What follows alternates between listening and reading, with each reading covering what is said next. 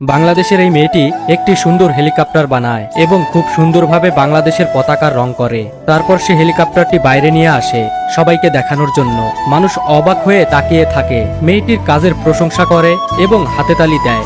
ঠিক সেই সময়ে বাইক চালিয়ে ভারতের একটি মেয়ে আসে এবং হেলিকপ্টারটি দেখে জোরে জোরে হাসতে থাকে। বাংলাদেশের মেয়েটি রেগে গিয়ে বলে, হাসাহাসি বন্ধ করো, পারলে আমার সাথে প্রতিযোগিতা করো।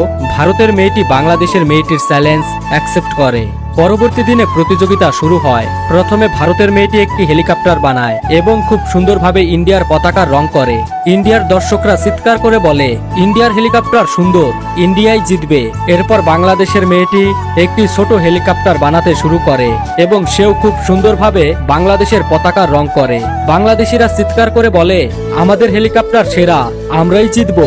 কিন্তু বিজয়ী সিলেক্টেড করা হবে ভোটিং এর মাধ্যমে। যদি মনে করো ইন্ডিয়ার হেলিকপ্টার সেরা তাহলে কমেন্ট করো, আর যদি মনে করো বাংলাদেশের হেলিকপ্টার সেরা তাহলে লাইক ও সাবস্ক্রাইব করো।